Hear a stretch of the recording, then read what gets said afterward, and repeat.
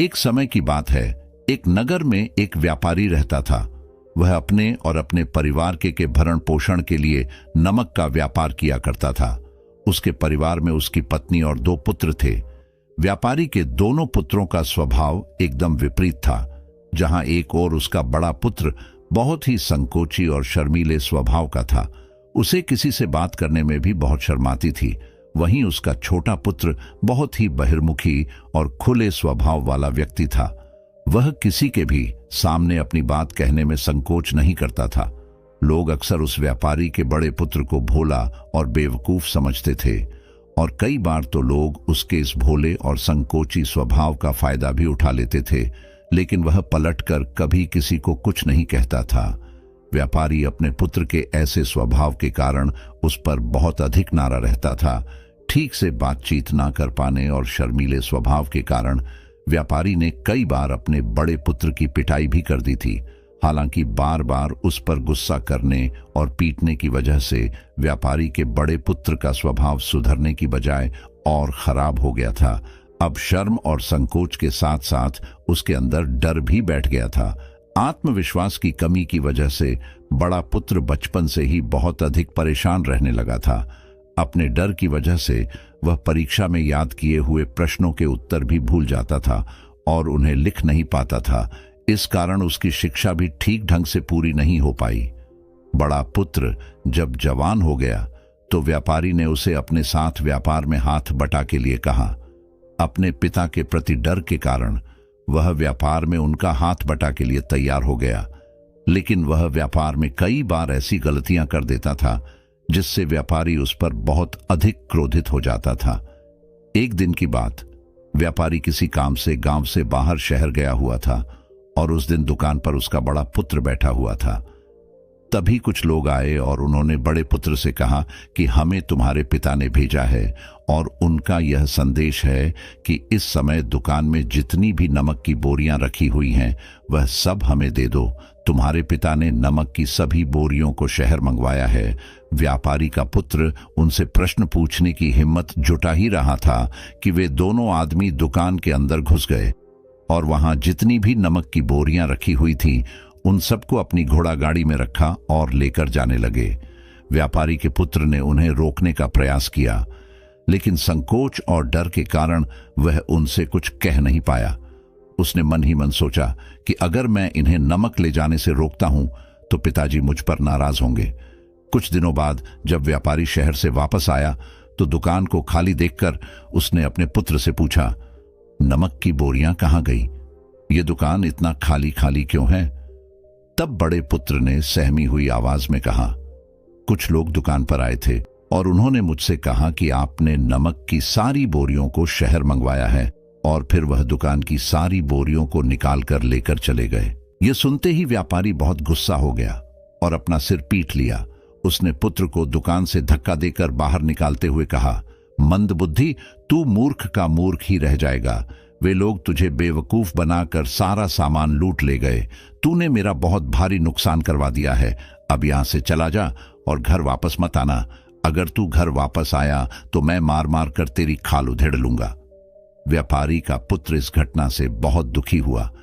एक बार फिर उसके संकोची स्वभाव की वजह से उसके पिता उस पर और अधिक नाराज हो गए थे और साथ ही व्यापार में इतना भारी नुकसान हो गया था।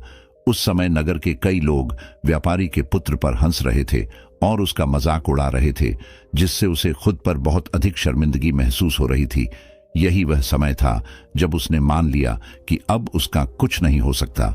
वह हमेशा मूर्ख का मूर्ख ही रह जाएगा और इस समाज में रह रहे लोगों के साथ कदम से कदम मिलाकर कभी नहीं चल पाएगा। यही सब सोचता हुआ व्यापारी का पुत्र नगर से बाहर आ गया और एक नदी के किनारे बैठकर खूब रोया। गहरे पानी को देखकर उसके मन में विचार आया कि अब उसके जिंदा रहने का कोई फायदा नहीं है। उसने निश्चय कर लिया कि आज इस नदी में डूबकर वह खुद को समाप्त कर लेगा। नदी के किनारे के पास आया और ईश्वर से कह रहा था, हे भगवान, आपने मुझे ऐसा क्यों बनाया? लोग मेरा मजाक उड़ाते हैं, लोग मेरी हंसी उड़ाते हैं। जब मैं इस दुनिया में अपने मन की बात रख नहीं सकता, मैं किसी से कुछ कह ही नहीं सकता, तो फिर मैं इस जीवन को जीकर क्या करूंगा। जब भी मैं किसी से कुछ कहने की कोशिश करता हूं तो लोग मेरा मजाक बनाते, मेरी हंसी उड़ते हैं, यहां तक कि वह मुझसे कुछ भीख कर चले जाते हैं और मैं उनका जवाब नहीं दे पाता। ऐसा जीवन जीकर मुझे क्या मिलेगा। असफल जीवन जीने से अच्छा है कि वह खुद को समाप्त कर ले, इसीलिए मैं तेरे पास आ रहा हूं।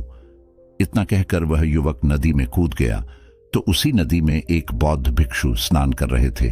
बौद्ध भिक्षु ने उसे बचा लिया और नदी से निकालकर बाहर ले आए। व्यापारी का पुत्र बौद्ध भिक्षु पर नाराज होने लगा और कहने लगा कि आपने मुझे क्यों बचाया, मैं इस असफल जीवन को जीना नहीं चाहता। बौद्ध भिक्षु ने उसे समझाते हुए कहा कि जीवन एक ही बार मिला है और अगर तुम जीवित ही नहीं रहोगे तो असफलता को खत्म करके सफल कैसे बनोगे। तब व्यापारी के पुत्र ने कहा कि मेरे जीवन में बहुत अधिक समस्याएं हैं और यह समस्याएं मेरे शर्मीले और संकोची स्वभाव की वजह से हैं। मैंने अपने डर और संकोच की वजह से अपने पिता का भारी नुकसान करवा दिया है। मैं एक अच्छा पुत्र नहीं हूं। अपने भयभीत स्वभाव के कारण मैं ठीक से शिक्षा भी ग्रहण नहीं कर सका। सारे नगरवासी मुझे मूर्ख समझते हैं। क्या किसी मूर्ख को इस दुनिया में जीने का अधिकार है। तब वह बौद्ध भिक्षुक ने कहा कि तुम्हारे इस प्रश्न का उत्तर तो मेरे गुरु ही देंगे। चलो, मैं तुम्हें अपने गुरु के पास ले चलता हूं। व्यापारी के पुत्र ने कहा, वह किसी से बात नहीं करना चाहता, आज वह अपना जीवन समाप्त करके ही मानेगा। किंतु बौद्ध भिक्षु के बार बार समझाने पर वह उनके साथ चलने और उनके गुरु से मिलने को तैयार हो गया। बौद्ध भिक्षु व्यापारी के पुत्र को आश्रम की ओर लेकर गए। वहां पर व्यापारी के पुत्र ने देखा कि एक महात्मा पेड़ के नीचे ध्यानमग्न अवस्था में बैठे हुए हैं। तभी बौद्ध भिक्षु ने उन महात्मा की ओर इशारा करते हुए कहा, यह हमारे गुरु गौतम बुद्ध हैं। दोनों ने गौतम बुद्ध को प्रणाम किया। बुद्ध ने उत्तर में एक मुस्कुराहट के साथ अपना हाथ उठा दिया। वह नौजवान वहीं पर बैठ गया और बुद्ध को देखकर जोर जोर से रोने लगा। गौतम बुद्ध ने उससे रोने का कारण पूछा। तब उसने कहा कि अब आप ही मेरी आखिरी उम्मीद है। यदि आप मेरी समस्या का समाधान नहीं करेंगे तो मेरा यह जीवन समाप्त हो जाएगा। गौतम बुद्ध ने व्यापारी के पुत्र से उसकी समस्या बताने को कहा। तब उसने बताया कि किस प्रकार वह बचपन से ही शर्मीले और मुखी स्वभाव का है। इस कारण लोग उसे मूर्ख समझ लेते हैं और उसके पिता भी उससे नफरत करने लगे हैं। तब गौतम बुद्ध ने युवक को शांत कराते हुए कहा कि मेरे पास तुम्हारी समस्या का समाधान है, जिसके बाद तुम्हारा जीवन बहुत ही आसान हो सकता है। युवक ने खुश होते हुए पूछा, क्या सच में ऐसा हो सकता है। आप बहुत ही महान व्यक्तित्व प्रतीत होते हैं। आपके तो कई शिष्य भी हैं। हे महात्मा, मैं भी आपका शिष्य बनना चाहता हूं। क्या आप मुझे अपने शिष्य के रूप में स्वीकार करेंगे। गौतम बुद्ध ने कहा कि हां, अवश्य। उस युवक ने कहा, ठीक है गुरुदेव, अब आप मुझे वह उपाय बताइए जिससे कि मेरा जीवन बदल जाए। गौतम बुद्ध ने कहा, लेकिन उससे पहले तुम्हें मेरे कुछ महत्वपूर्ण कार्य करने होंगे। अगर तुम मेरे यह कार्य कर दो तब मैं तुम्हें कुछ ऐसे उपाय बताऊंगा जिससे तुम्हारे जीवन में सब कुछ ठीक हो जाएगा और तुम्हारे पिता भी तुमसे प्रसन्न रहेंगे। गौतम बुद्ध ने आगे कहा, आज से ठीक 3 दिन बाद मैं तुम्हें ऐसे उपाय बताऊंगा जिससे तुम्हारा जीवन पूरी तरह से बदल जाएगा, लेकिन इन 3 दिनों तक तुम्हें मेरे सभी कार्य कर होंगे। मैं जैसा जैसा कहूंगा, अगर तुम ठीक वैसा ही कार्य करने में सफल रहे तो 3 दिन बाद तुम्हारा जीवन बदल जाएगा। तुम्हारा पहला दिन कल से शुरू होगा। अभी जाओ और जाकर आश्रम में ही आराम करो। अगले दिन की सुबह होते ही व्यापारी का पुत्र गौतम बुद्ध के पास पहुंचा और बोला, हे गुरुदेव, मुझे पहले दिन का कार्य बताइए। तो गौतम बुद्ध ने कहा कि आज तुम्हें 20 अजनबी व्यक्तियों से बातचीत करनी है और उनका हाल जानना है। इसका लेखा जोखा शाम तक लेकर आ जाना। व्यापारी के पुत्र को अंदर से बहुत डर महसूस हुआ, लेकिन उसने गौतम बुद्ध को हां कह दिया। फिर वह निकल पड़ता है। 20 अजनबी लोगों से बातचीत करने शुरू में तो उसे बहुत अधिक संकोच लग रहा था। कई लोग तो उसे डांट कर भगा भी देते थे, लेकिन उसके सामने अपना जीवन बदलने का यही एकमात्र उपाय था।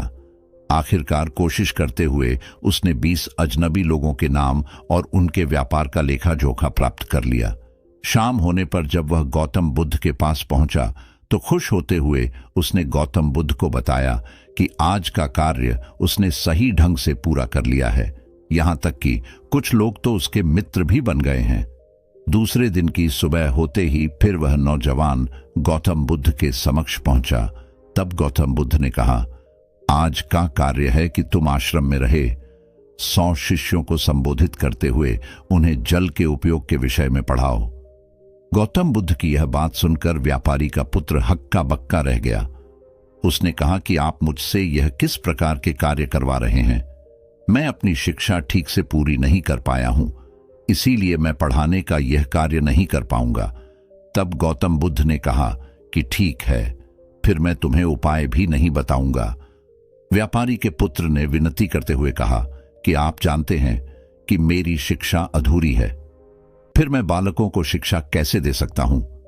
गौतम बुद्ध ने हल्की सी मुस्कान भरते हुए कहा कि यहां सिर्फ मैं जानता हूं कि तुम्हारी शिक्षा अधूरी है, वे बालक नहीं जानते। तुम हर दिन अपने जीवन में जल का उपयोग करते हो, यही सब बातें उन बालकों को जाकर बतानी है। जब व्यापारी के पुत्र के पास कोई बहाना शेष नहीं बचा तो हिम्मत जुटाकर वह उन बालकों के पास पहुंच गया।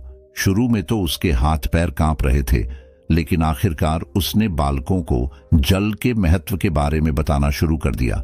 उसने बालकों को जल की 5 विशेषताएं बताईं और जल्दी से वहां से भाग आया।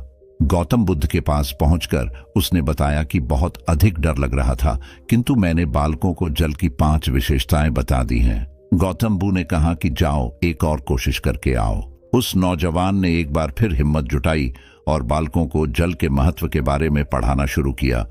इस बार व्यापारी के पुत्र को बिल्कुल भी घबराहट नहीं हो रही थी। उसने पूरे आत्मविश्वास के साथ बालकों को जल के विषय में पढ़ाया। तब गौतम बुद्ध ने उसकी प्रशंसा करते हुए कहा, तुम अवश्य ही साहसी हो। गौतम बुद्ध के मुंह से अपनी प्रशंसा सुनकर वह युवक बहुत प्रसन्न हुआ। युवक जब तीसरे दिन गौतम बुद्ध के पास आया तो गौतम बुद्ध ने उससे कहा कि आज का कार्य तुम्हें कुछ अजीब लग सकता है, किंतु आज तुम्हें अपने पिता से मिलने जाना है। गौतम बुद्ध के मुंह से यह बात सुनकर वह युवक बहुत अधिक डर गया। उसने तुरंत कहा कि नहीं, मैं अपने पिता के सामने नहीं जा सकता, मुझ में इतनी हिम्मत नहीं। गौतम बुद्ध ने कहा कि ठीक है, फिर मैं तुम्हें उपाय भी नहीं बताऊंगा। उस व्यक्ति के पास और कोई रास्ता नहीं बचा था, अतः व्यापारी के पुत्र को गौतम बुद्ध की बात माननी पड़ी। गौतम बुद्ध ने उसे समझाते हुए कहा कि अपने पिता के पास जाकर उनसे क्षमा मांगना और कहना कि वे तुम्हें एक और अवसर दें ताकि तुम खुद को बुद्धिमान साबित कर सको। गौतम बुद्ध के कहे अनुसार उस युवक ने पूरे आत्मविश्वास के साथ अपने पिता का सामना किया और उनसे क्षमा मांगी। आखिरकार व्यापारी ने अपने पुत्र को क्षमा कर दिया और उसे एक और अवसर देने के लिए तैयार हो गया। व्यापारी का पुत्र गौतम बुद्ध के पास आया और उस उपाय के बारे में पूछने लगा जिसे गौतम बुद्ध ने 3 दिन बाद बताने का वचन दिया था। तब गौतम बुद्ध ने मुस्कुराते हुए कहा कि तुमने स्वयं ही अपना उपाय खोज लिया है। तुम किसी से बात नहीं कर पाते थे, संकोची और शर्मीले थे। यह सब तुम्हारे मन में बैठा हुआ डर था और तुमने जैसे ही उस डर का सामना किया वह खत्म हो गया। जीवन में तुम्हें जिस भी काम से डर लगे उस काम को करना शुरू कर दो, डर स्वयं ही समाप्त हो जाएगा। तुम्हारे मन में हजारों सवाल थे, मैं यह करूंगा तो लोग क्या कहेंगे, मेरे बारे में क्या सोचेंगे, यदि मैं अपना मुंह खोलूंगा तो लोग मेरे पर हंसेंगे, यदि मैंने मुंह खोला तो मैं कुछ गलत ही करूंगा। ऐसे कई सारे विचार तुम्हारे मन में थे, ऐसे कई सारे डर तुमने अपने मन में पाल रखे थे। अब तुम्हारे मन का डर खुद समाप्त हो गया। जिसे तुम शर्माना कहते थे वह अपने आप ही तुम्हारे भीतर से कहीं गायब हो गया। युवक के मन में विश्वास जगा दिया है जिसे मैं अब अपने जीवन में कुछ भी हासिल कर सकता हूं। अब वह युवक समझ चुका था कि गौतम बुद्ध से क्या बताना चाह रहे हैं। उसने गौतम बुद्ध का धन्यवाद किया और उनसे वादा किया कि वह जीवन में सफल होकर दिखाएगा। दोस्तों, मुझे उम्मीद है कि आपको यह वीडियो पसंद आई होगी और वीडियो में यहां तक बने रहने के लिए आपका बहुत बहुत धन्यवाद। नमो बुद्धाय। नमस्कार मित्रों। एक बार की बात है, महात्मा बुद्ध एक गांव से होकर गुजर रहे थे। उस गांव में एक तालाब था। महात्मा बुद्ध और उनके सभी शिष्य तालाब के पास रुके। तभी वहां पर एक लड़का अपनी मां के साथ पानी भरने आया। उस लड़के की नजर महात्मा बुद्ध पर पड़ी। वह महात्मा बुद्ध को पहले से ही जानता था। वह जानता था कि महात्मा बुद्ध बड़े ही ज्ञानी है और वह सभी के प्रश्नों का उत्तर देते हैं। वह तुरंत ही महात्मा बुद्ध के पास पहुंचा। उसने महात्मा बुद्ध को प्रणाम किया और कहा, है बुद्ध, मैं अपने जीवन में कुछ बड़ा करना चाहता हूं, लेकिन जब भी मैं कुछ करना चाहता हूं तो वह मुझे संपूर्ण तरह से नहीं हो पाता। मुझे तो कुछ समझ ही नहीं आता कि आखिर मैं क्या गलती कर रहा हूं। इसलिए आज मैं आपसे यही प्रश्न पूछने आया हूं कि लक्ष्य को पाने के लिए ऐसी कौन सी कठिनाइयां हैं जो हमें पार करनी होगी। महात्मा बुद्ध उस लड़के को देखकर मुस्कुराने लगे और उस लड़के से कहते हैं, जब तक तुम अपने लक्ष्य की ओर कदम नहीं बढ़ाओगे तब तक सफलता से जुड़ा हुआ हर एक उत्तर अधूरा है। महात्मा बुद्ध इतना कहकर अपने सभी शिष्यों के साथ वहां से आगे की ओर चल पड़े और वह लड़का भी अपनी मां के साथ वापस अपने घर लौट आया। अगले दिन जब वह लड़का अपनी मां के साथ वापस उस तालाब पर पानी भरने आया तो उसने देखा कि तालाब में जो कमल की कलियां थी वह पूरी तरह से खिल चुकी है और पूरे के पूरे तालाब में केवल कमल के फूल ही नजर आ रहे हैं। उस लड़के की मां को अपनी आंखों पर यकीन नहीं हो रहा था। इस पर उसकी मां कहती हैं, बेमौसम इतने सारे फूल एक साथ खेलना, ऐसी घटना तो मैं आज तक नहीं सुनी। ऐसा अवश्य ही महात्मा बुद्ध के आने के कारण हुआ है, अर्थात यह उनका ही प्रभाव है। यह सुन वह लड़का सोच में पड़ गया।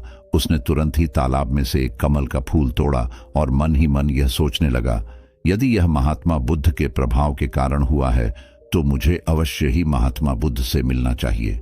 शायद हो सकता है कि वह मुझे कुछ प्रेरणा देना चाहते हैं।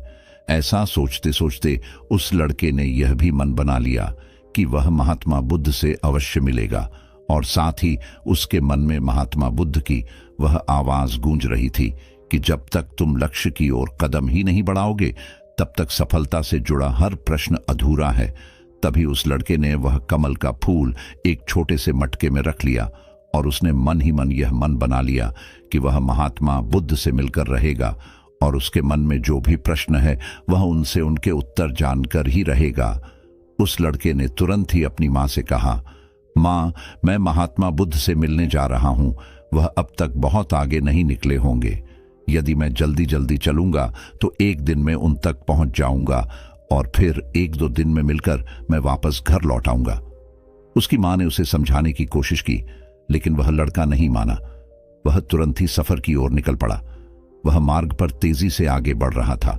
जल्दी जल्दी चलते हुए उसने बहुत कम समय में अपना गांव पर कर लिया, लेकिन अब वह इसी कारण थकने भी लगा था और उसकी रफ्तार भी धीमी पड़ रही थी। उसे लड़के का जोश भी अब खत्म होता जा रहा था। धीरे धीरे चलते चलते वह जंगल के रास्ते पर पहुंचा और जंगल को देखकर उसके मन में एक डर उत्पन्न हुआ। उसने सोचा कि मैंने आज तक कभी जंगल पार नहीं किया है और इस जंगल में तो कई जंगली जानवर भी हैं। यदि मैं रास्ता भटक गया तो मैं महात्मा बुद्ध तक कभी नहीं पहुंच पाऊंगा और यदि मैं किसी गलत रास्ते पर चला गया तो मुझे कम से कम 2 दिन और लगेंगे महात्मा बुद्ध तक पहुंचने के लिए, और यदि वह मुझसे बहुत आगे निकल गए होंगे तो मुझे बाकी रास्ते भी पता नहीं चल पाएंगे और फिर मैं उनसे कभी नहीं मिल पाऊंगा। वह लड़का इसी सोच में पड़ा हुआ था। तभी उसने देखा कि इसी रास्ते से एक घुड़सवार आ रहा था। लड़के ने उस घुड़सवार से कहा, भाई, मुझे जंगल पार करवा दीजिए। मुझे महात्मा बुद्ध से मिलना है। मुझे यह कमल उन्हें देना है। क्या आप मुझे जंगल पार करवा सकते हैं? इस पर वह घुड़सवार कहता है, बेटा देखो, मैं तुम्हें ले तो नहीं जा पाऊंगा, लेकिन मैं तुम्हारी मदद जरूर कर सकता हूं। यदि तुम चाहो तो यह कमल वाला मटका मुझे दे दो, मैं इसे महात्मा बुद्ध तक पहुंचा दूंगा। उस घुड़सवार की यह बात सुनकर वह लड़का एक बार फिर से सोच विचार में पड़ गया और सोचने लगा, यदि मैं पैदल जाऊंगा तो मुझे बहुत समय लग जाएगा और पता नहीं मैं महात्मा बुद्ध तक पहुंच भी पाऊंगा या नहीं।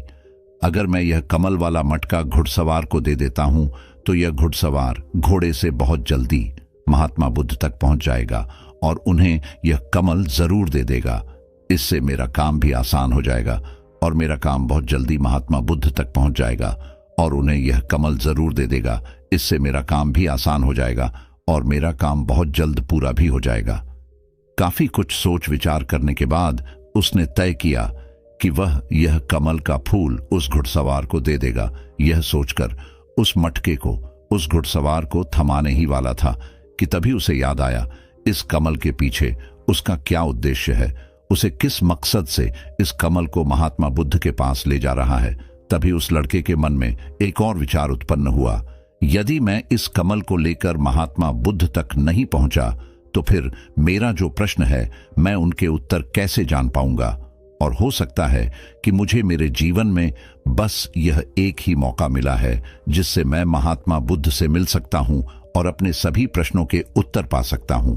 हो सकता है कि दोबारा मुझे यह अवसर न मिले, इसलिए मैं यह मटका नहीं दूंगा, मैं इसे स्वयं ही महात्मा बुद्ध तक पहुंचाऊंगा।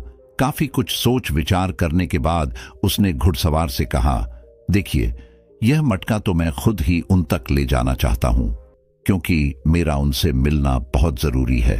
मेरे मन में कई प्रश्न हैं जो मैं उनसे जानना चाहता हूं, इसलिए यह फूल मैं ही उन्हें दूंगा। इसलिए कृपया करके मुझे जंगल से बाहर निकलने का रास्ता बता दीजिए, मैं स्वयं ही चला जाऊंगा। इस पर उस घुड़सवार ने उस लड़के को जंगल से बाहर जाने का रास्ता बता दिया और वह उस मार्ग पर आगे की ओर बढ़ता चला। वह जल्दी जल्दी मार्ग में आगे बढ़ रहा था और देखते ही देखते शाम का वक्त भी होने को आया था। तभी उस लड़के के मन में एक और विचार आया और वह यह सोचने लगा, यदि शाम के वक्त मैं इस जंगल में भटक गया तो मेरा क्या होगा, मैं महात्मा बुद्ध तक कैसे पहुंच पाऊंगा, और अगर मैं उनसे नहीं मिल पाया तो मेरी यात्रा तो बेकार हो जाएगी। इससे तो अच्छा होता कि मैं उसे घुड़सवार को ही यह मटका दे जाता, वह उसे महात्मा बुद्ध तक अवश्य पहुंचा देता। मुझे तो घर लौट जाना चाहिए था, यही मेरे लिए बेहतर होता। इस प्रकार के उस लड़के के मन में तरह तरह के विचार उत्पन्न हो रहे थे। ऐसा होगा तो क्या होगा, वैसा होगा तो क्या होगा, यदि मैं भटक गया तो क्या होगा। तभी उस लड़के ने उस कमल की ओर देखा। उसे कमल से ही उसे महात्मा बुद्ध की याद आई। महात्मा बुद्ध के चेहरे पर वह असीम शांति थी। उसे महात्मा बुद्ध की वह मुस्कान याद आई। तभी उसके मन में एक और विचार उत्पन्न हुआ, जिनके आने से हमारे तालाब में अनेकों फूल खिल गए, जिसके साथ होने से हमारे मन को प्रेरणा मिलती है, जिनके चेहरे पर वह असीम शांति है, जिसे मिलकर मेरा मन शांत हो जाता है। यदि मैं उनसे मिल पाऊं तो मुझे कितना कुछ सीखने को मिलेगा। ऐसा सोचते ही उसके मन में एक बार फिर से महात्मा बुद्ध से मिलने की प्रेरणा जाग उठी और वह निश्चिंत होकर अपने मार्ग में आगे की ओर बढ़ता चला जा रहा था। काफी दूर आगे चलने के बाद जंगल खत्म होने लगा। तब उसने महसूस किया कि जब वह अपने इस यात्रा का उद्देश्य याद करता है, जब यह याद करता है कि वह महात्मा बुद्ध से क्यों मिलना चाहता है, तब तब उसकी राह की मुश्किलें कम होने लगती हैं। और यही वास्तविकता है, यही हम सभी के साथ होता है। फिर चाहे वह कोई छात्र हो या व्यापारी, जब जब इंसान खुद पर शक करता है, खुद पर संदेह करता है, तब तब वह रुकावटें बड़ा रूप ले लेती है। और जब हम अपने लक्ष्य को याद रखते हैं, अर्थात अपना उद्देश्य याद रखते हैं, तब वह रुकावटें हमारे सामने छोटी पड़ जाती है और हम उसे आसानी से पार करके अपने लक्ष्य की ओर चलते हैं।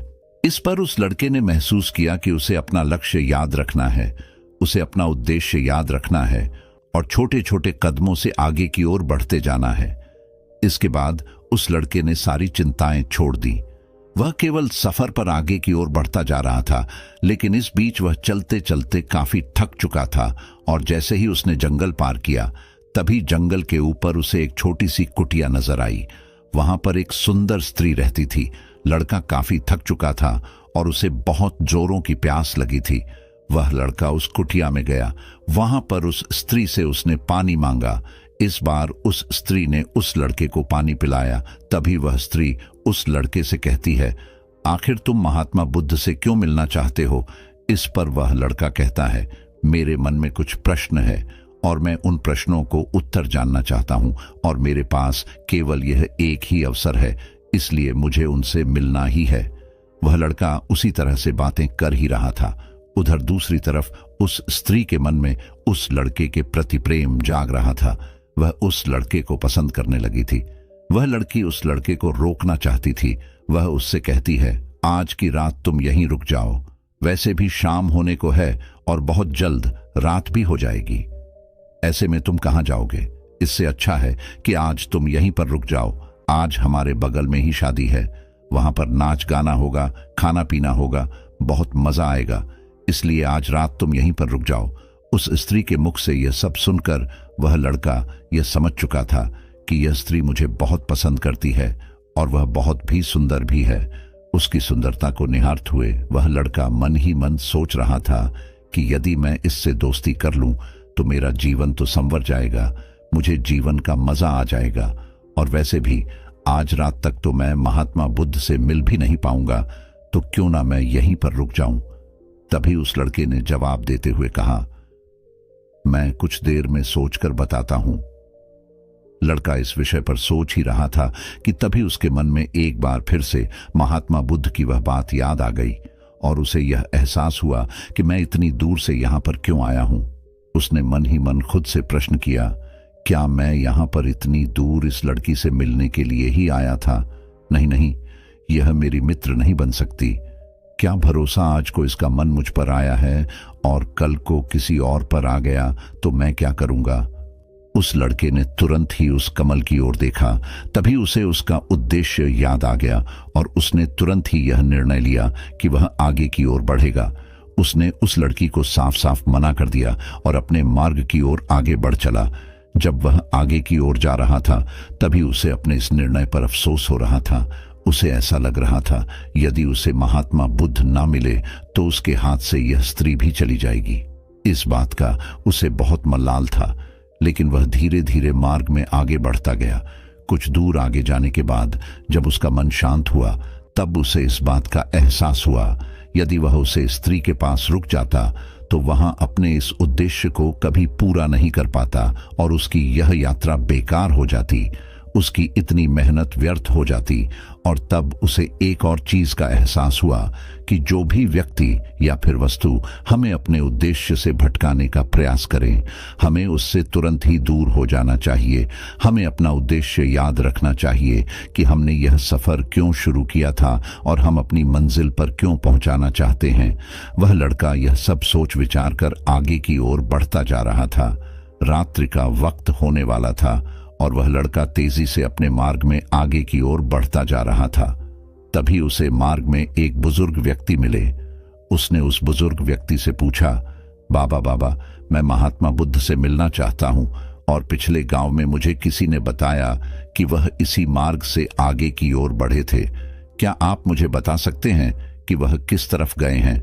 इस पर वह बुजुर्ग व्यक्ति उस लड़के से कहते हैं, बेटा, तुमसे कोई गलती हो गई है, तुम्हें कोई गलत फहमी हुई है। यहां से कोई भी आर्षि मुनि नहीं गए हैं।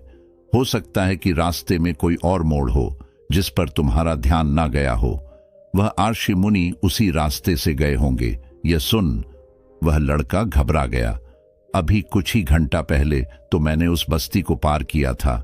यदि मैं वापस गया तो मैं बहुत पीछे हो जाऊंगा और अब तो अंधेरा भी होने को है। मेरे पास ना तो कोई रहने का साधन है और ना ही खाने पीने का। मेरी तो पूरी यात्रा बेकार होगी। मुझे तो यह लग रहा था कि मैं महात्मा बुद्ध से अवश्य मिलेगा, लेकिन अब लगता है कि यह मुमकिन नहीं है। मैं उनसे नहीं मिल पाऊंगा। इस प्रकार के कई विचार और उस लड़के के मन में उमड़ने लगे। वह लड़का खुद पर संदेह करने लगा। जैसे ही उसके मन में इस प्रकार के विचार उत्पन्न हुए तो मानो उसके पैरों में किसी ने बेड़ियां डाल दी हो। वह बार बार केवल एक ही बात सोच रहा था कि आखिर वह मुझे क्यों नहीं दिखाई दिया। मैं बार बार एक ही गलती क्यों करता हूं? मुझसे इतनी बड़ी गलती कैसे हो गई? यह सोचकर वह लड़का सर पड़कर वहीं पर बैठ गया। कुछ देर तक तो उसे कुछ भी समझ नहीं आ रहा था। तभी उसे उसकी माँ की बात याद आई। उसकी माँ ने उस लड़के से कहा था, बेटा, हर गलती में सिक छुपी होती है जो हमारे जीवन को और भी बेहतर बनाती है। यह बात उसे याद आते ही उसका मन शांत होने लगा और देखते ही देखते उसकी मन पूरी तरह से शांत हो चुका था और वह लड़का बार बार अपने मन में अब एक ही बात दोहरा रहा था कि हर गलती में सिक छुपी हुई होती है और हमें वह और बेहतर बनाने आती है। उसने अपनी गलती को स्वीकार किया और वह कहने लगा, हाँ, मुझसे गलती हुई है।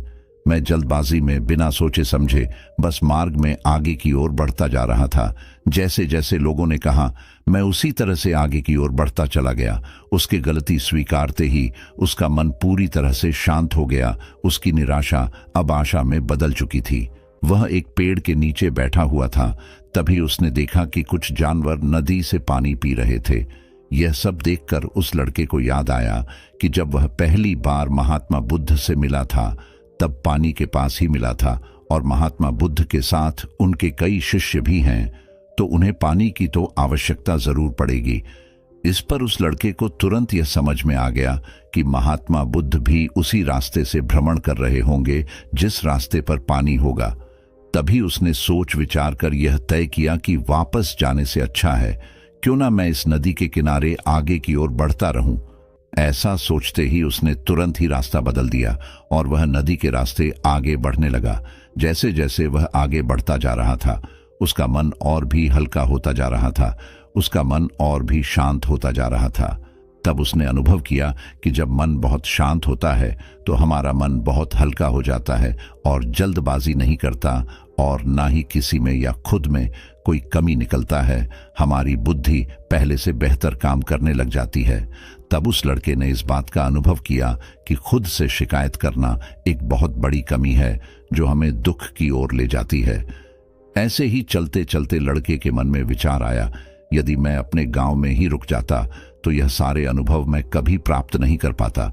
ऐसा सोचते सोचते वह मार्ग में आगे की ओर बढ़ रहा था। तभी उसे महात्मा बुद्ध के कुछ शिष्य नजर आए और उन्हें देखकर वह लड़का बहुत खुश हुआ और वह अपने मार्ग में तेजी से और भी आगे बढ़ने लगा और आखिरकार लगातार 2 दिनों का सफर तय करने के बाद वह महात्मा बुद्ध के पास पहुंचा। वह तुरंत ही महात्मा बुद्ध के पास पहुंचा। उसने महात्मा बुद्ध को प्रणाम किया और उन्हें वह कमल का फूल भेंट कर दिया। इससे पहले वह लड़का कुछ कहता तभी महात्मा बुद्ध ने कहा, बहुत सुंदर, यह कमल पूरी तरह से खिल चुका है। 2 दिन पहले ही तुमने मुझसे पूछा था कि लक्ष्य को पूरा करने के लिए इंसान को कौन सी कठिनाइयों पार करना पड़ता है, लेकिन 2 दिनों बाद तुमने बहुत सारे अनुभव प्राप्त कर लिए। तुम्हारा यह धैर्य, यह मुस्कान देखकर लगता है कि तुमने इस यात्रा में बहुत कुछ सीख लिया है। इस पर उस लड़के ने यात्रा में घटित हुई हर एक बात महात्मा बुद्ध को बता दी। तभी महात्मा बुद्ध ने उस लड़के से कहा, तुम्हारे मन में जो भी प्रश्न है मैं उनके जवाब तो तुम्हें जरूर दूंगा। आगे महात्मा बुद्ध कहते हैं, बिना कोशिश के हर चीज अधूरी है। जब इंसान किसी लक्ष्य के लिए उस रास्ते पर चलता है तो सबसे पहले वहां अपने अनुभव से ही सीखता है और जब धीरे धीरे उसका विवेक जागृत होने लगता है, उसकी बुद्धि काम करने लगती है, तब दूसरे के अनुभव और दूसरों की गलतियों से भी सीखने लगता है। जीवन में यदि सफल होना है, किसी लक्ष्य को प्राप्त करना है, तो सफलता का रहस्य सीखने से पहले हमें उस रास्ते पर चलना पड़ता है। महात्मा बुद्ध आगे कहते हैं, किसी भी लक्ष्य को प्राप्त करने के लिए उस रास्ते में हमें 3 बाधाएं आती है और इनका निवारण करने के बाद ही हम अपने लक्ष्य तक पहुंच पाते हैं। और तुमने भी यह 3 बातें सीख ली। पहले अपने उद्देश्य को पहचानो और उसके प्रति समर्पण करो। जैसे कि तुम यह कमल का फूल मुंह तक पहुंचाना चाह रहे थे और तुम्हारा उद्देश्य भी यही था। तुमने यह जान लिया था कि यह फूल मुझ तक पहुंचने के लिए तुम्हारा क्या उद्देश्य है, जिस कारण तुम्हारे मन के सारे संदेह खत्म हो गए। इसके बाद जब भी तुम फूल को देखते थे तो तुम्हें अपना उद्देश्य याद आ जाता।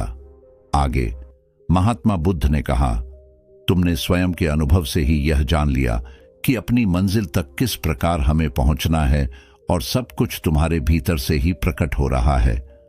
वह लड़का महात्मा बुद्ध की सारी बातें ध्यानपूर्वक सुनता रहा। तब महात्मा बुद्ध कहते हैं, तुम्हारे मन में कई प्रकार के डर और संशय थे। पता नहीं तुम मुझ तक पहुंच पाओगे या नहीं, पता नहीं तुम जंगल पार कर पाओगे या नहीं, क्योंकि तुमने आज से पहले कभी जंगल पार नहीं किया था और रास्ते में तुम्हें तरह तरह की रुकावटें भी झेलनी पड़ी। और जब हमारे रास्ते में तरह तरह की रुकावटें उत्पन्न होती है, तब हमारा मन बाधित होता है, हमारा मन भटकने लगता है और हम अपने लक्ष्य से भटक जाते हैं। लेकिन जब हम अपना सारा ध्यान रुकावटों से हटाकर अपने उद्देश्य पर लगाते हैं, तो सारी रुकावटें खुद खुद छोटा पड़ने लगती हैं और हम उन्हें आसानी से पार कर जाते हैं। शुरुआत में हर किसी की यही समस्या है कि वह यह नहीं जानता कि आखिर वह सफल क्यों होना चाहता है, क्यों वह कुछ करना चाहता है। इसी कारण उनके सामने परेशानियां भी बहुत ज्यादा होती हैं और वह उन परेशानियों के सामने घुटने टेक देते हैं। लेकिन जैसे जैसे आप आगे बढ़ते हैं, अपने लक्ष्य के प्रति समर्पित हो जाते हैं, तो वैसे वैसे चलते जाना आसान हो जाता है और हम अपने लक्ष्य तक पहुंच ही जाते हैं। आगे महात्मा बुद्ध उस लड़के को तीसरी बात बताते हुए कहते हैं, असली शक्ति इच्छाओं को पूरा करने में नहीं, बल्कि उनको मिटाने में है। हम जानते हुए भी सही काम नहीं करते। अगर हम अपनी उद्देश्य की ओर आगे बढ़ते हुए आकर्षणों के पीछे रुक जाते, तो हमारी यात्रा कभी पूरी नहीं हो सकती। इसलिए जैसे कि इस यात्रा के दौरान तुमने फूल हमेशा अपने साथ रखा, अपने पास रखा, वैसे ही उद्देश्य से भी हमेशा सामने रखना चाहिए। हमारा लक्ष्य हमेशा हमारी आंखों के सामने होना चाहिए। इससे हमें निर्णय लेने में आसानी होती है। अन्यथा हमारे मन का संदेह, हमारी मन की शंका हमें कभी भी सही निर्णय नहीं लेने देता और वह हमें मन की उलझनों में फंसाकर रख देती है। इसलिए संदेह के प्रति सचेत रहे। आगे गौतम बुद्ध उस लड़के को समझा बुझाकर उसे विदा कर दिया। इस कहानी से क्या सीखने को मिला, कमेंट सेक्शन में जरूर बताएं और हां, इस चैनल को सब्सक्राइब जरूर कर लें। बहुत समय पहले की बात है, एक छोटा सा राज्य था। उस राज्य में एक व्यापारी रहता था जो बहुत अमीर था, जिसके पास किसी चीज की कोई कमी नहीं थी। उसके पास वह सारी सुख सुविधाएं थी जो वह चाहता था।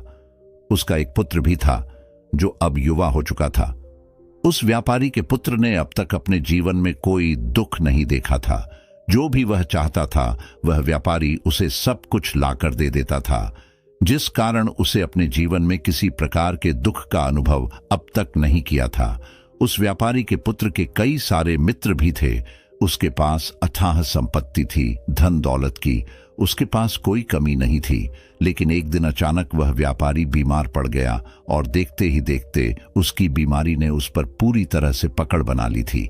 वह व्यापारी अपने जीवन की आखिरी सांसें गिन रहा था। अब उस व्यापारी को यह प्रतीत होने लगा था कि वह नहीं बच पाएगा, उसका अंतिम समय आ चुका है। इसीलिए उसने अपने पुत्र को अपने पास बुलाया और उससे कहा, बेटा, तुमने आज तक केवल सुख ही देखा है। तुम्हें जो कुछ चाहिए था वह मैंने सब कुछ तुम्हें कर दिया, इसलिए तुमने आज तक दुख का अनुभव नहीं किया। दुख क्या होता है ये तुम्हें पता तक नहीं, और इसी बात की चिंता मुझे खाई जा रही है कि जब तुम्हारे पर दुखों के बादल मंडराने लगे तो तुम सह नहीं पाओगे। इसीलिए आज मैंने तुम्हें यहां पर बुलाया है। मैं बस आखिरी समय पर तुमसे ये कहना चाहता हूं कि तुम सावधान रहना। मेरी मृत्यु के बाद तुम्हारे अपने ही तुम्हारे दुखों का कारण बन जाएंगे। इतना कहकर वह व्यापारी मृत्यु को प्राप्त हो गया। उस व्यापारी का पुत्र अपने पिता की मृत्यु पर बहुत दुखी था। वह रो रहा था। तभी उसके पास उसका एक मित्र आया और वह उसे समझाते हुए कहता है, मित्र, तुम रो क्यों रहे हो? तुम्हारा पिता ही मरा है, लेकिन तुम्हारे पास तो अब भी यह सारी धन दौलत है, यह सारी संपदा है कि सारी संपत्ति तुम्हारी ही तो है। अब तो तुम उन चीजों का भी आनंद ले सकते हो जिनका आनंद तुम अपने पिता के रहते नहीं ले पाए। अपने मित्र की यह बात सुनकर वह बड़ा प्रसन्न हुआ और उसे भी इस बात का एहसास हो चुका था कि उसके पास अथाह संपत्ति है, धन है, दौलत है, जिसकी मदद से वह अपना जीवन खुशी खुशी बिता सकता है। लेकिन इसी धन संपदा के कारण वह अब बुरी आदतों का शिकार भी हो चुका था। उसे हर प्रकार का नशा करने की आदत लग चुकी थी। जहां उसका मन करता वह वहां चला जाता। जब भी उसका मन करता वह किसी को भी अपने घर बुला लेता, फिर चाहे दिन हो या रात। जो भी उसका मन करता वह खरीद लेता, क्योंकि उसके पास संपत्ति थी। और तो और उसके पिता का सारा व्यापार भी अब उसी के हाथों में था और अब वह बहुत खुश था। वह अपने जीवन को अपनी मर्जी के हिसाब से जी रहा था।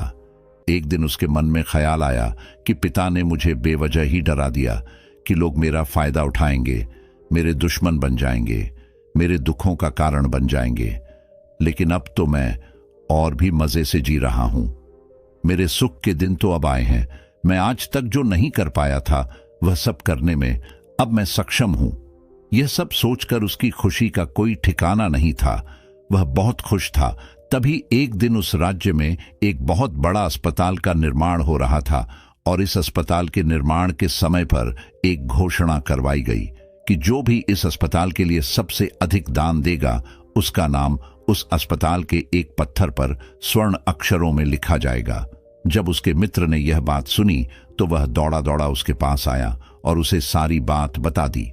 तब उस व्यापारी के पुत्र ने यह तय किया कि वह अस्पताल को सबसे बड़ा दान देगा और उसने ऐसा ही किया। और साथ ही यह भी निश्चित हो गया कि उसका नाम उस अस्पताल के एक पत्थर पर स्वर्ण अक्षरों में लिखा जाएगा।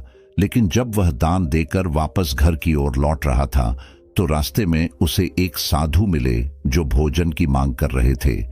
इस पर वह घमंडी व्यापारी का पुत्र कहता है, तुम जैसे लोग केवल 2 वक्त की रोटी के लिए हमेशा चिल्लाते रहते हो। पता नहीं तुम लोग कहां से आ जाते हो और भगवान तुम लोगों को पैदा ही क्यों करता है। तुम लोग गंदगी हो, तुम्हें जीने का कोई हक नहीं। केवल अपना पेट भरने के लिए 2 वक्त की रोटी के लिए तुम किसी के सामने भी झुक जाते हो। यदि झुकना ही है तो उस ईश्वर के सामने झुको। शायद वह तुम्हारी गलतियों को माफ कर दे और तुम्हें एक अच्छा जीवन प्रदान करे। हो सकता है वह तुम्हें भोजन भी दे दे।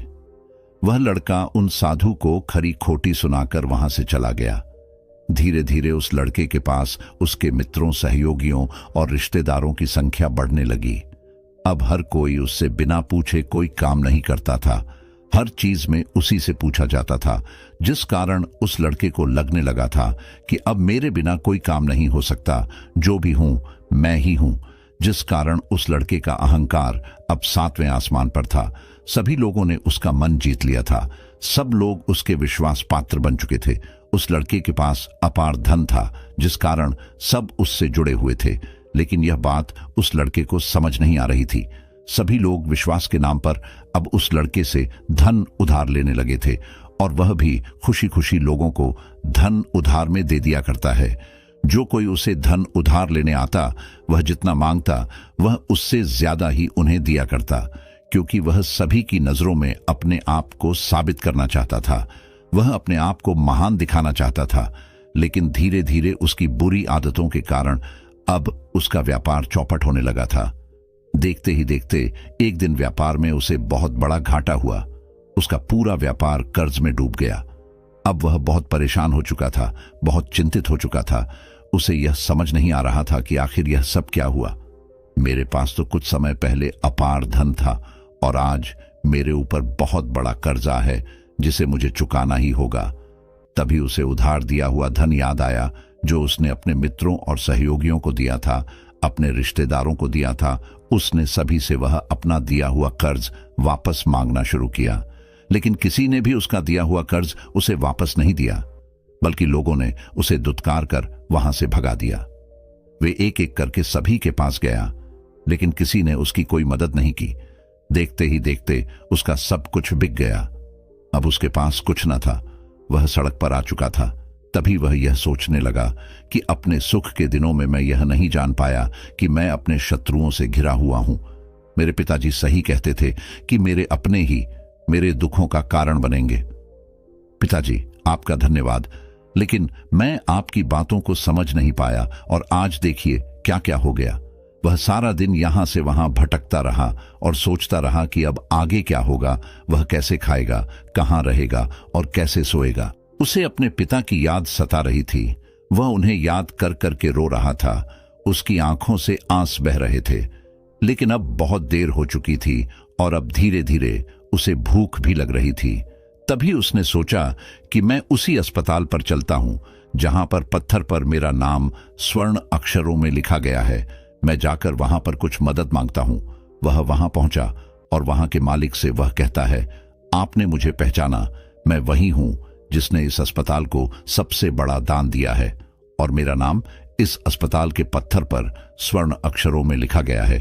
हालांकि इस समय मेरी हालत कुछ खराब है और मेरे पास खाने के लिए भी कुछ नहीं है। क्या आप मुझे कुछ भोजन दे सकते हैं? मैं भूखा हूं, मुझे बहुत जोरों की भूख लगी है। मेरे अपनों ने मुझे धोखा दे दिया है। क्या आप मुझे कुछ भोजन दे सकते हैं? तभी मालिक कहता है, भिखारियों को भोजन इस अस्पताल के बाहर दिया जाता है। अस्पताल के अंदर नहीं जाओ और जाकर बाहर बैठ जाओ। और रही बात तुम्हारे नाम की, तो भिखारियों का नाम अस्पताल के पत्थर पर स्वर्ण अक्षरों में नहीं लिखा जाता। मालिक ने तुरंत ही उस लड़के का नाम अस्पताल के उस पत्थर पर से हटवा दिया और फिर एक बार घोषणा करवा दी कि अस्पताल को जो सबसे बड़ा दान देगा उसका नाम इस अस्पताल के पत्थर पर स्वर्ण अक्षरों में लिखा जाएगा। यह सब देखकर वह लड़का बड़ा हैरान था, बड़ा अचरज में था। वह मन ही मन रो रहा था और सोच रहा था कि जीवन कितना दुखदाई है, जीवन बहुत छोटा है। अब मैंने जान लिया कि पत्थर पर लिखा हुआ नाम भी मिटाया जा सकता है, और यदि पत्थर पर लिखा हुआ नाम मिटाया जा सकता है तो इस जीवन का क्या मोल। यह जीवन भी कभी भी समाप्त हो सकता है। उस लड़के को जोरों की भूख लगी थी। वह अस्पताल के बाहर जाकर एक कोने में बैठ गया। लोग आते रहे और भिखारी को कुछ ना कुछ दान देते रहे, लेकिन वह लड़का, उसकी हिम्मत ही नहीं हो रही थी कि वह भीख मांग सके, और ना ही वह उन भिखारियों में बैठना चाहता था। देखते ही देखते दोपहर से रात का समय हो चुका था, लेकिन अब तक उसे कुछ भी ना मिला था। लेकिन उसकी भूख बढ़ती चली जा रही थी और उसे जोरों की भूख लगी थी। पहली बार उसने अपनी भूख को जाना था, अपने पेट की इस आग के बारे में जाना था, और इस भूख के कारण वह इतना परेशान हो चुका था कि उसने तय किया कि वह अस्पताल से ही कुछ चुरा लेगा और उसे खाकर अपना पेट भर लेगा। जैसे ही वह वहां से उठता है, तभी वह साधु वहां पर जाते हैं जिसे उस लड़के ने बहुत खरी खोटी सुनाई थी। वह साधु उस लड़के के पास आकर कहते हैं, बेटा, हम पहले भी मिल चुके हैं। वह साधु भिक्षा से वापस लौट रहे थे। उन्होंने कुछ भोजन उसे देते हुए कहा, यह लो, खा लो, तुम्हें जोरों की भूख लगी होगी। मैं तुम्हें जानता हूं, मैं समझता हूं कि हालात तुम्हें जबरदस्ती झुकाना चाहते हैं, लेकिन तुम लोगों के सामने झुकना नहीं चाहते। लेकिन अगर तुम लोगों के सामने झुकेंगे नहीं तो तुम्हें भोजन भी नहीं मिलेगा। आज तो मैंने तुम्हें भोजन दे दिया है जिससे तुम्हारी भूख मिट जाएगी, लेकिन यह भूख रोज लगेगी। ये पेट की आग कभी नहीं मिटती। इस पर वह लड़का उन साधु से कहता है, जब मेरे पास धन था, दौलत थी, संपत्ति थी, तो मेरे पीछे मेरे मित्रों की, सहयोगियों की, रिश्तेदारों की कतार लगी रहती थी। सभी लोग मेरे शुभ चिंतक थे, लेकिन मेरे ऊपर दुख आते ही वह सब पलट गए। वह सब अब मेरे शत्रु बन चुके। लेकिन तुम, जिसे मैंने इतनी खरी खोटी सुनाई थी, वही मेरे दुख में मेरा सहयोगी बना है। तुम मेरे इस दुख में मेरे पहले मित्र हो, मेरे पहले रिश्तेदार हो जिसने मुझ पर दया की है। मैं तो अपने आप को बहुत बड़ा समझता था, लेकिन देखो, इस वक्त की मार ने मुझे कहां से कहां पहुंचा दिया। आज मैं इस बात को अच्छी तरह समझ चुका हूं कि धन से बड़ा कोई मित्र नहीं। इतना कहकर उस लड़के ने भोजन किया और उसने पहली बार भोजन के सुख का आनंद उठाया। उसके हाथ कांप रहे थे। वह जल्दी जल्दी उस भोजन को समाप्त करना चाहता था, जल्दी जल्दी उसे चबा लेना चाहता था, और उसकी आंखों से झरझर आंसू भी बह रहे थे। उसे ऐसा प्रतीत हो रहा था मानो आज से पहले ऐसा लजीज भोजन उसने आज तक न किया हो। भोजन करते वक्त जो अनुभव उसे प्राप्त हुआ, ऐसा अनुभव उसे आज तक नहीं मिला था। तभी वह साधु से कहता है, यह कैसा सुख है, मैं इस दुख में भी इस भोजन के संतुष्टि का अनुभव कर पा रहा हूं। तभी वह साधु कहते हैं, जहां संतुष्टि होती है वहां सुख का अनुभव होता है, लेकिन सावधान, संतुष्टि बहुत खतरनाक भी होती है। जब संतुष्टि हमारी आवश्यकताओं, हमारी इच्छाओं से ऊपर उठ जाती है, तब यह दुख के दर्शन भी हमें कराती है। आज जो भोजन तुम कर रहे हो, ऐसा भोजन यदि तुम्हें पहले प्राप्त होता तो तुम इसे छूते तक नहीं, लेकिन आज इसी भोजन को करके तुम्हें संतुष्टि मिल रही है। लेकिन जब तुम्हारे पास धन था, दौलत थी, तब तुमने इससे भी अच्छा भोजन किया होगा, लेकिन तब तुम्हें संतुष्टि नहीं मिली होगी, वह सुख प्राप्त नहीं हुआ होगा जो तुम आज अनुभव कर रहे हो। लेकिन सावधान, अगर ऐसा ही भोजन तुम्हें रोज मिलता रहे तो तुम और भी अच्छे भोजन की कामना करने लगोगे और इसी कामना की संतुष्टि के लिए तुम्हारे मन में दुख पैदा होगा। और जब तुम अपने मन की इस कामना की संतुष्टि कर दोगे तो तुम्हें सुख भी प्राप्त होगा, लेकिन यह सुख आएगा और चला जाएगा। और जब तुम्हारे जीवन में इसी प्रकार के भोजन हमेशा आते रहेंगे और जाते रहेंगे तो तुम किसी और कामना, किसी और इच्छा की ओर आगे बढ़ने लगोगे। तब तुम किसी और इच्छा की पूर्ति करना चाहोगे, तुम किसी और इच्छा की संतुष्टि करना चाहोगे। और जब वह इच्छा पूरी नहीं होगी, जब तुम्हें संतुष्टि नहीं मिलेगी, तो तुम्हें दुख होगा, तकलीफ होगी, पीड़ा होगी, और यह श्रृंखला ऐसे ही आगे बढ़ती चली जाएगी। लेकिन जब तुम्हारे पास धन था, दौलत थी, तब तुमने इससे भी अच्छा भोजन किया होगा, लेकिन तब तुम्हें संतुष्टि नहीं मिली होगी, वह सुख प्राप्त नहीं हुआ होगा जो तुम आज अनुभव कर रहे हो। लेकिन सावधान, अगर ऐसा ही भोजन तुम्हें रोज मिलता रहे तो तुम और भी अच्छे भोजन की कामना करने लगोगे, और इसी कामना की संतुष्टि के लिए तुम्हारे मन में दुख पैदा होगा। और जब तुम अपने मन की इस कामना की संतुष्टि कर दोगे तो तुम्हें सुख भी प्राप्त होगा, लेकिन यह सुख आएगा और चला जाएगा। और जब तुम्हारे जीवन में इसी प्रकार के भोजन हमेशा आते रहेंगे और जाते रहेंगे तो तुम किसी और कामना, किसी और इच्छा की ओर आगे बढ़ने लगोगे। तब तुम किसी और इच्छा की पूर्ति करना चाहोगे, तुम किसी और इच्छा की संतुष्टि करना चाहोगे। और जब वह इच्छा पूरी नहीं होगी, जब तुम्हें संतुष्टि नहीं मिलेगी, तो तुम्हें दुख होगा, तकलीफ होगी, पीड़ा होगी, और यह श्रृंखला ऐसे ही आगे बढ़ती चली जाएगी। तुम हमेशा सुख के पीछे भागोगे, लेकिन दुख तुम्हारे पीछे यूं ही भागता रहेगा। तुम सुख को पकड़ना चाहोगे तो तुम्हें पकड़ना चाहेगा। इसी प्रकार यह प्रक्रिया यूं ही निरंतर चलती रहेगी। तभी साधु अपने थैले में से एक सोने की थैली निकालकर उस लड़के के हाथ पर रख देता है। तभी वह लड़का उस साधु से कहता है, हे महाराज, आपके पास इतना धन कहां से आया? आप तो एक वैरागी हैं। तभी वह साधु उस लड़के से कहता है कि यह धन तुम्हारा ही है। उस दिन जब तुम मुझे खरी खोटी सुनाकर अपने घर की ओर आगे बढ़ रहे थे, तभी तुम्हारी जेब से यह सोने के सिक्कों से भरा हुआ थैला नीचे गिर पड़ा और मैंने इसे उठाकर अपने पास रख लिया, यह सोचकर कि जब तुम मुझे मिलोगी तब मैं इसे तुम्हें लौटा दूंगा। लेकिन उस दिन के बाद से आज तुम मुझे मिले हो, इसलिए मैं तुम्हें इसे लौटा रहा हूं, ले लो, यह तुम्हारा ही है। इस पर वह लड़का कहता है, हे महाराज, इसी धन के लिए तो मुझे मेरे मित्रों ने, मेरे सहयोगियों ने, यहां तक कि मेरे रिश्तेदारों ने भी मुझे धोखा दिया, लेकिन आप वह पहले शख्स हैं जो मुझे यह धन लौटा रहे हैं। और वहीं पर जो मैंने धन, जो कर्ज मैंने अपने मित्रों, अपने सहयोगी, अपने रिश्तेदारों को दिया था, अपने बुरे समय पर जब मैंने उनसे मांगा तो उन सभी ने वह धन देने से मुझे मना कर दिया। कईयों ने तो मुझे खरी खोटी सुनाकर अपने घर से धक्का देकर निकाल दिया। लेकिन आप महाराज वह पहले शख्स हैं जिन्होंने मेरे इस बुरे समय पर मेरा साथ दिया है, मेरा धन मुझे वापस लौटाया है। मैं आपकी सहायता के लिए आपका आभारी हूं। मैं इस धन से अपना व्यापार फिर से शुरू करूंगा और इस व्यापार को नई ऊंचाइयों तक ले जाऊंगा। तभी वह साधु उस लड़के से कहते हैं, हमें कोई दुख नहीं देता, बल्कि दुख के कारण तो हम स्वयं ही होते हैं। हम स्वयं ही खुद को धोखा देते हैं। सुख में हम भ्रमित रहते हैं, हमें यह पता नहीं चलता कि हम सही कर रहे हैं या गलत, और इसी प्रकार हम एक माया जाल में फंसते चले जाते हैं, क्योंकि सुख में हम अपनी आंखें बंद करके बस उस सुख का आनंद लेते हैं और हम किसी चीज की तरफ ध्यान नहीं देना चाहते। हम नहीं जानना चाहते कि जीवन मीठा है तो कड़वा भी है, सच है तो झूठा भी है। सुख में हम केवल अपने अहंकार को बढ़ावा देते हैं। अहंकार व्यक्ति को गलत रास्ते पर ले जाता है और उसे विनाश की ओर धकेल है, व्यक्ति को अंधा बना देता है। इसी के विपरीत अगर हम देखें तो विनम्रता एक ऐसा गुण है जो व्यक्ति को सफलता की ओर ले जाता है। यह उसे दूसरों से सीखने में मदद करता है और उसे अपनी कमियों को स्वीकार करने की शक्ति देता है। अहंकार का त्याग कर विनम्रता को अपनाना ही सफलता और खुशी का मार्ग है। विनम्रता हमें अपनी कमियों को स्वीकार करने और उनमें सुधार करने की शक्ति देती है।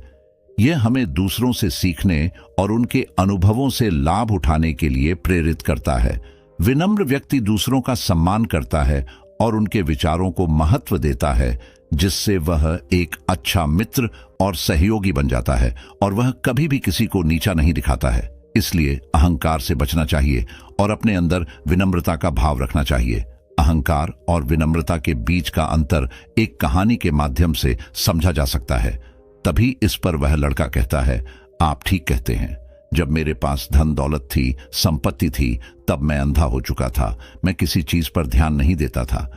मैंने उसे अपने इन दोनों हाथों से लुटाया है और आज जब वह मेरे पास नहीं है तब मुझे उसके जाने का एहसास हो रहा है। और अब जबकि मैं इन दुखों से जूझ रहा हूं, तब जाकर मेरी आंखें खुली हैं। विनम्रता हमें अपनी कमियों को स्वीकार करने और उनमें सुधार करने की शक्ति देती है। यह हमें दूसरों से सीखने और उनके अनुभवों से लाभ उठाने के लिए प्रेरित करता है। विनम्र व्यक्ति दूसरों का सम्मान करता है और उनके विचारों को महत्व देता है, जिससे वह एक अच्छा मित्र और सहयोगी बन जाता है और वह कभी भी किसी को नीचा नहीं दिखाता है। इसलिए अहंकार से बचना चाहिए और अपने अंदर विनम्रता का भाव रखना चाहिए। अहंकार और विनम्रता के बीच का अंतर तुम्हारी कहानी के माध्यम से समझा जा सकता है। तभी इस पर वह लड़का कहता है, आप ठीक कहते हैं। जब मेरे पास धन दौलत थी, संपत्ति थी, तब मैं अंधा हो चुका था। मैं किसी चीज पर ध्यान नहीं देता था। मैंने उसे अपने इन दोनों हाथों से लुटाया है और आज जब वह मेरे पास नहीं है, तब मुझे उसके जाने का एहसास हो रहा है। और अब जब कि मैं इन दुखों से जूझ रहा हूं, तब जाकर मेरी आंखें खुली हैं। तभी मैं यह भी जान पाया कि कौन मेरे साथ है और कौन मेरे खिलाफ। और यह जो ज्ञान दुख द्वारा मुझे प्राप्त हुआ है, ये ज्ञान मैं हमेशा अपने साथ रखूंगा। अपने सुख में भी अब से अपनी आंखें खुली रखूंगा। इस कहानी से हमें यह सबक मिलता है कि अहंकार हमें विनाश की ओर ले जाता है, जबकि विनम्रता हमें सफलता और खुशी की ओर ले जाती है।